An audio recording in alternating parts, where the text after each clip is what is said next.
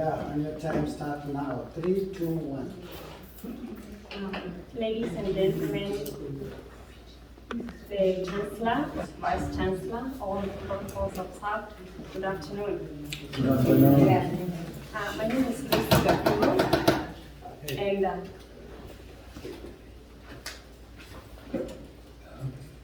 everything okay?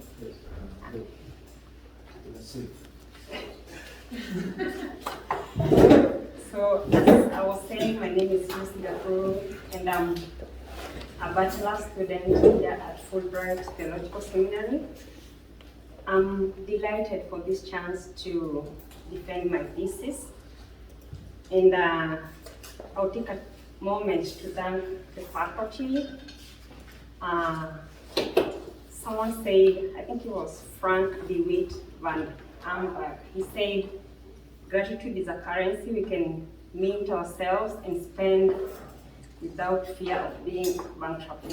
So you can say thank you as much as you can without fear of being bankruptcy. So thank you, faculty, for the supervision, for the impartation of knowledge, and for those good moments that you made the class humorous. Thank you, fellow students, our public scholars. Thank you, scholars, for the camaraderie and the support that we've offered each other. So my topic today is on the effect of nursing home care on the spirituality of residents. By residents, I mean, I'll use it to mean the people that live in the nursing homes. And today I'm narrowing down to adult family home, which I will define later what it means in my definition section. And I'll start with my abstract. So the purpose of this study is to establish the effect of nursing home care on spirituality of residents with specific reference to King County in Washington State. So, and the three objectives to the study were to assess the caregivers' knowledge on spirituality, to assess the availability of spiritual materials in the adult family homes, and the third was to assess if time was availed in the nursing home, in the adult family homes, because you can have the caregivers, have the knowledge, you can have the materials, but again, there's no time for it. So the researcher, who is me, is able to accurately define the target population and obtain complete and accurate information of the study. So the target group, we're looking at 60 respondents, for which a sample size of 50% of the respondents were selected using stratified random sampling technique. So primary data was collected through questionnaires. Secondary data was collected through journals and other scholarly sources that were able to be obtained by the scholar. So the findings were then analyzed both qualitatively and quantitatively, and presentations of data was done using charts, tables, and figures. So next, I'll go to some background information. As I mentioned, I'm talking about adult family homes, which are residential homes licensed to take care of 6 residents who are non-related. So you cannot take care of your mom, dad, uncle, and auntie and say you're in an adult family home. That's more of like family care. So they are unrelated to the owner, and the owner is normally part of the provider. And the scholar here is an adult family home provider. That means this is something that the scholar was able to observe if the residents are able to get the spiritual care or not, and if they did get, how does it help? So that's a little bit of background information. And the problem statement. So despite multiple studies done during a period of like 5 years back, the effect of nursing home care on the spirituality journey has not been really understood. So spirituality being multifaceted, in a way, people will take it mostly as religious, but we have in my definition, you have a feel of it.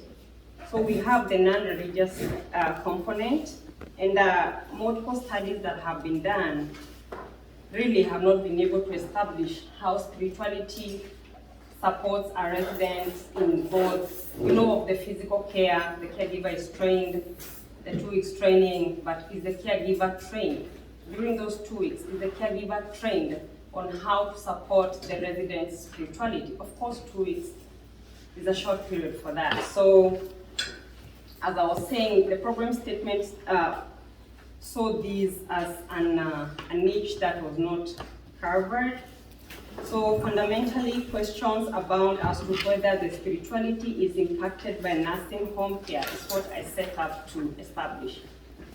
And as I said, the objectives of the study, the broad objective is to analyze the effect of nursing care on residents in King County, in Washington State. And the specific objectives were to assess the caregiver's knowledge on spirituality, to assess the availability of spiritual materials in nursing homes. So do we have like Gideons, like Bibles? Do we have rosaries for the Catholics? Do we have the mats in case you have an Islamic affiliated resident? Are you able to provide the mats for their when they want to pray?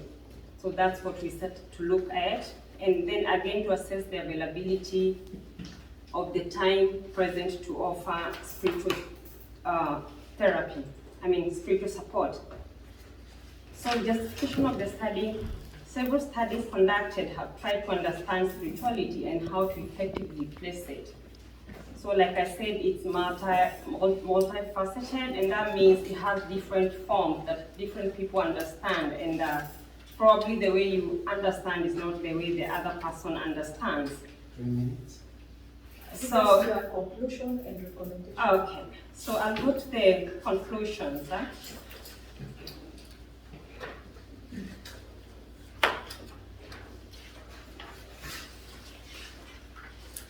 So the conclusion is, it's common knowledge that indeed newly admitted residents experience a multitude of challenges as they undergo transitions in adult family homes. The study serves as a preliminary look at what spiritual needs the new residents need and how to best offer them so that they can have an easier adaptation in their new setup. Bearing in mind, this is a complete new setup of a geriatric.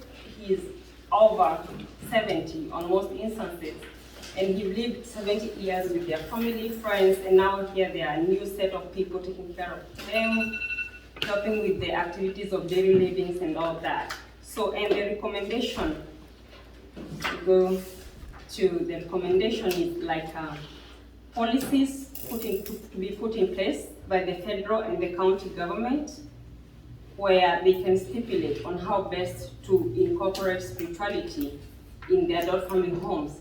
Chaplaincy is also a very integral part. Hospitals in the USA have 6 chaplains to take care of the different religious affiliations. But here in AFHs, we do not have a single chaplaincy except in cases where hospice care is offered. So AFHs should not be left out. They should at least have one ACP accredited chaplain assigned to them. Then again, the last recommendation is have resident spirituality taken into account during admission.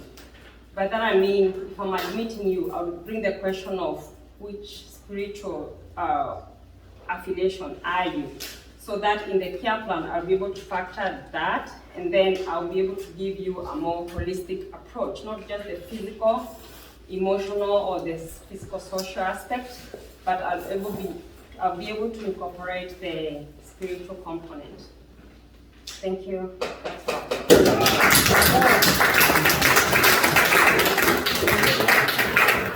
Wow, make it a book. I need a copy. Thank you. Yes. Because of time, we will have Rose to come. We will make recommendations, and we will also give